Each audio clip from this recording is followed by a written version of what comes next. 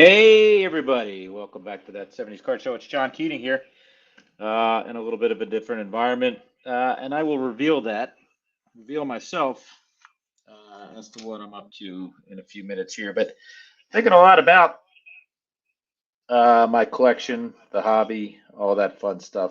Education is a big thing. We used to look at our cards for geographical, mathematical, historical inspiration.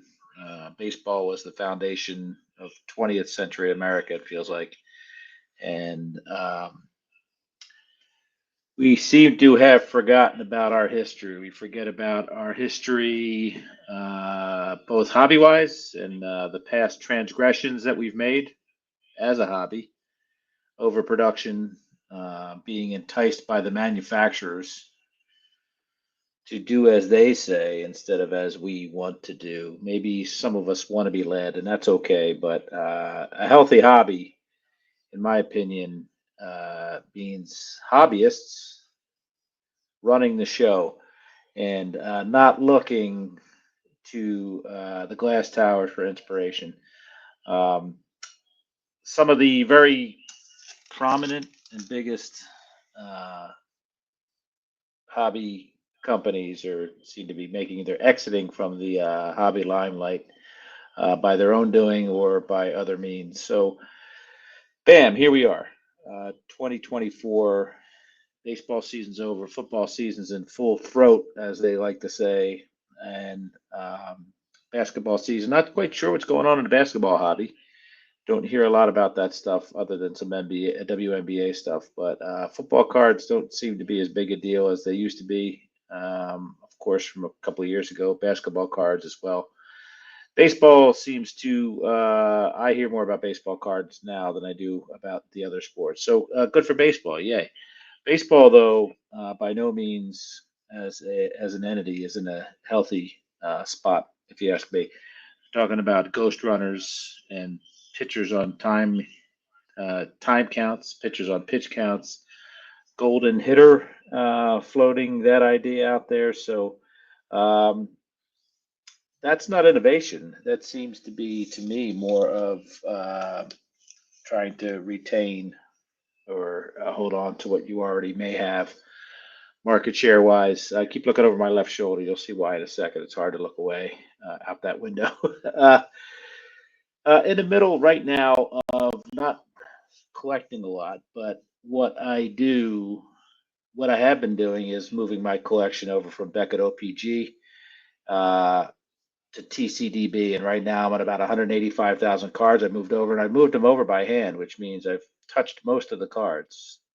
Not the factory sealed sets, of course, but all my monster boxes and all my loose sets that are either in binders or in 800 count boxes, stuff like that. And it gets me in touch with my collection again. It gets me in touch with the joy.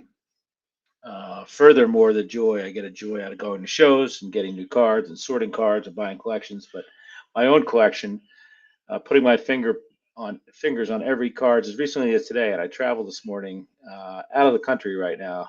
I'm on an international business trip, and as recently as this morning, I was popping in 1998 press pass cards, basketball cards into my TCDB collection. So you get to see the hobby, and if you do it chronologically, you get to see how the cards develop. A lot of innovations, stuff like that. But you also see a lot of junk. You also see a lot of the stuff that we uh, latched onto players wise, LaFonso Ellis, right, and people like that. I can't tell you how many Antoine Walker cards I've had go through these little mittens in the last couple of days.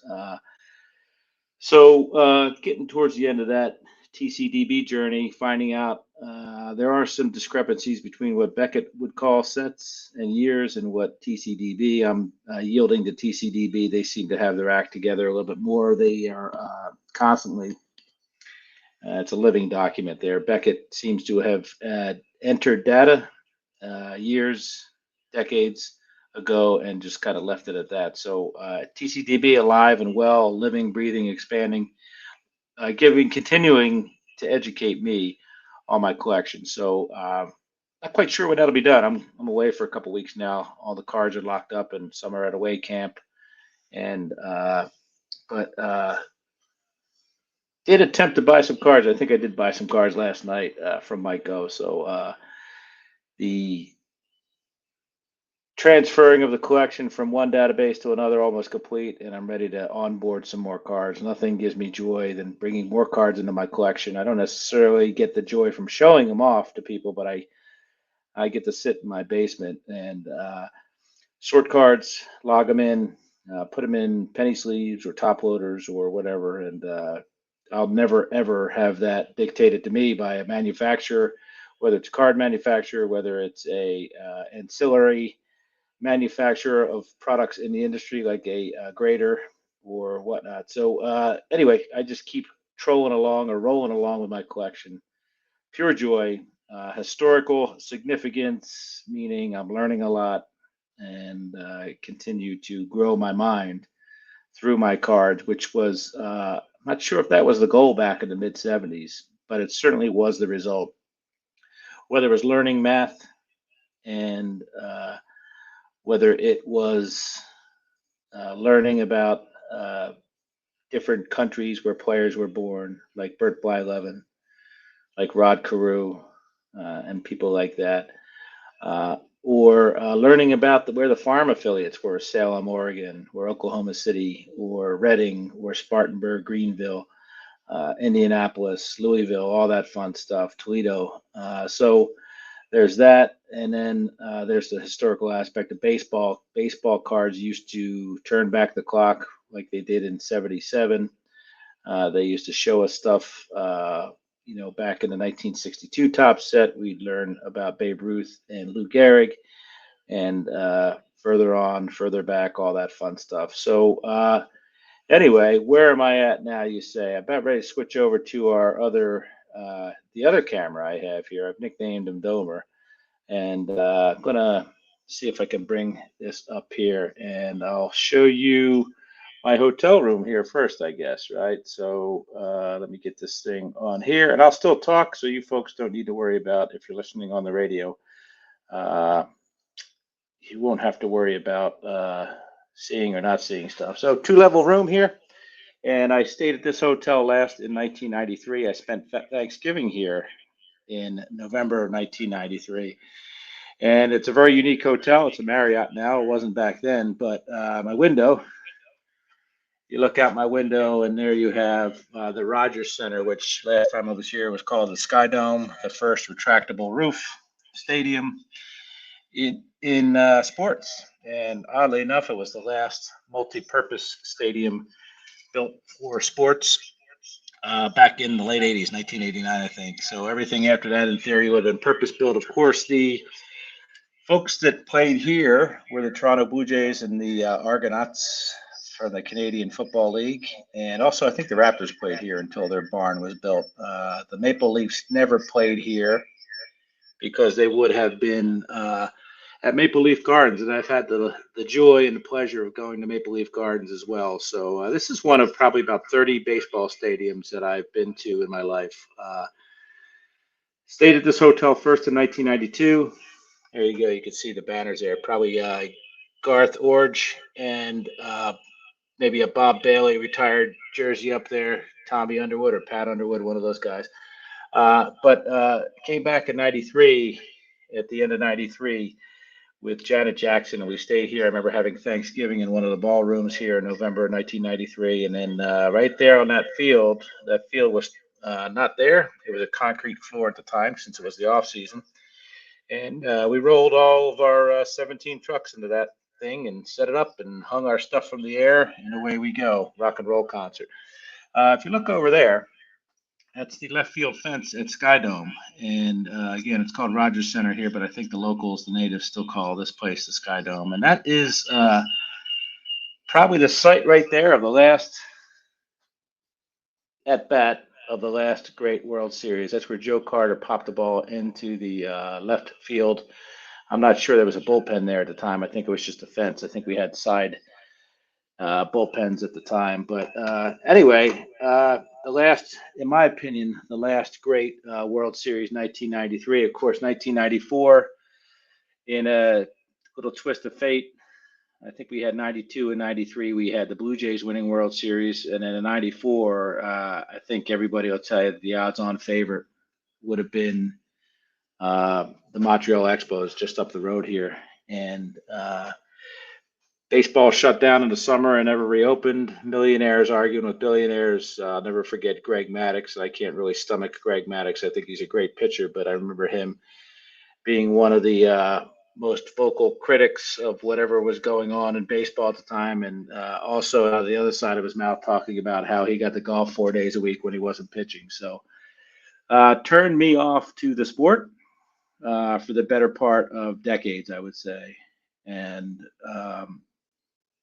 history, right?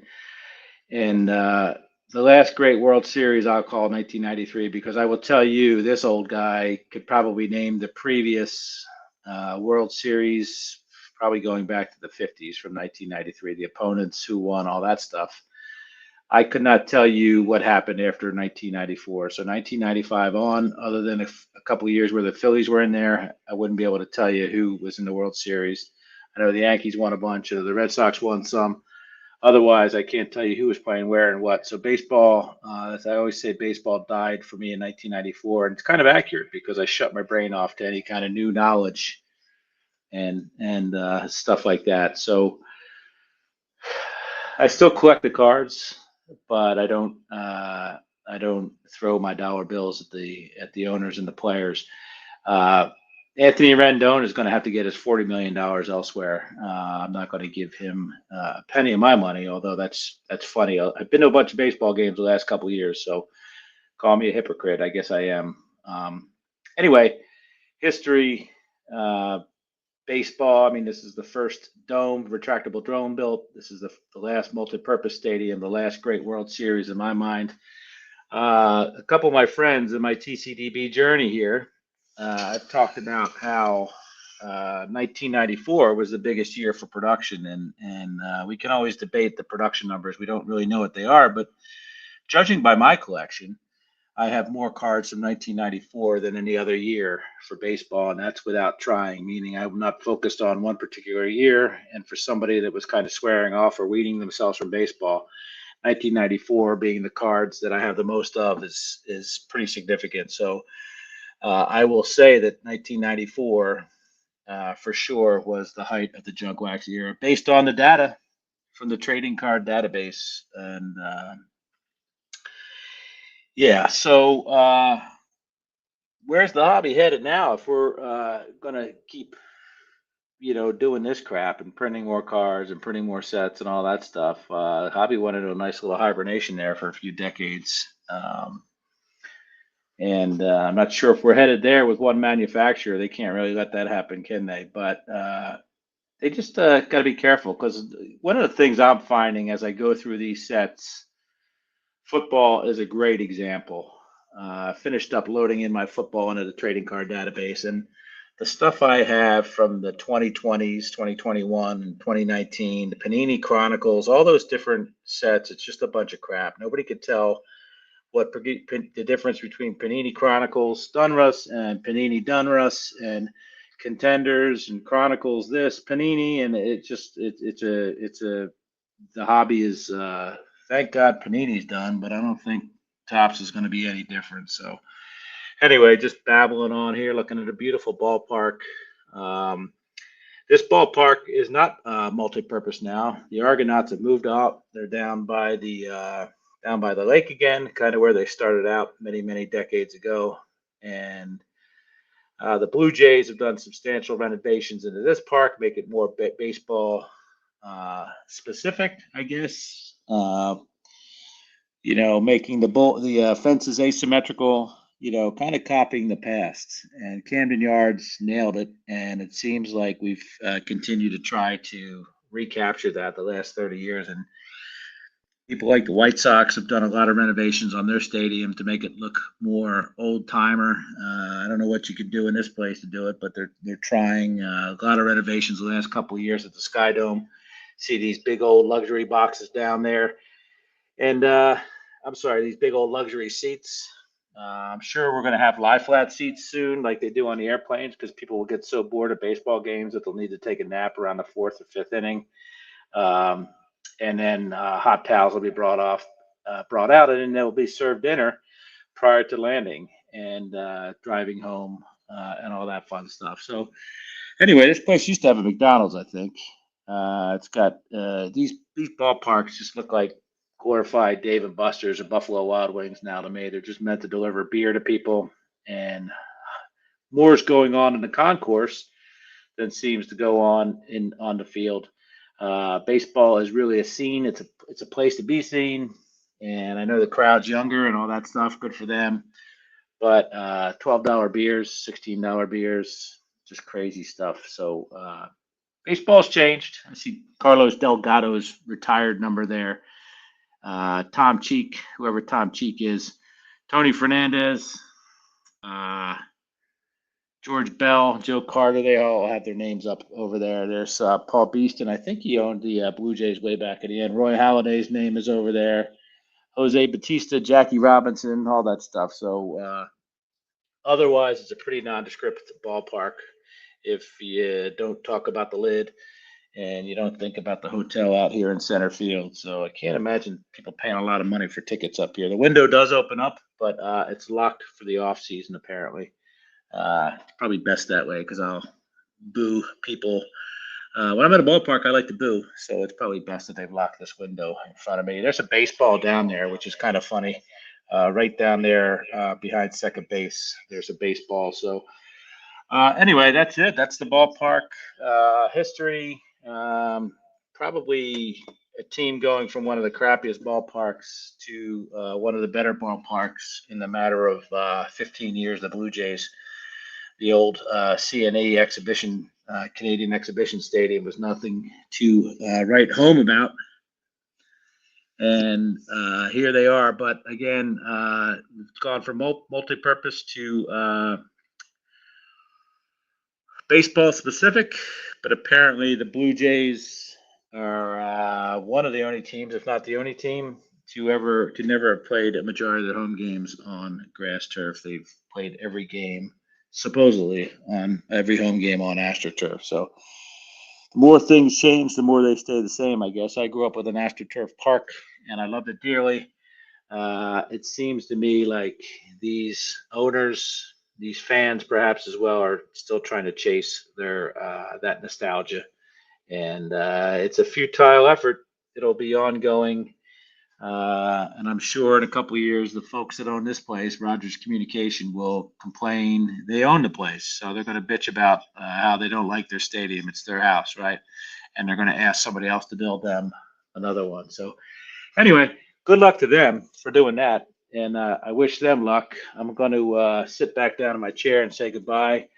Enough pontificating for me, right? And that's that. So, anyway, go Eagles. Go Mitch Williams. The last great World Series played right there. Not sure if anybody could hit me with a baseball from home plate right here, but be nice to see Big Mac in a home run derby aiming for me, that's for sure. So Toronto, again, interesting club history there. Got a team in '77. They were outpaced by the Expos for some reason to get a team. Toronto seems to be more baseball friendly than Montreal ever would have been, but what do I know?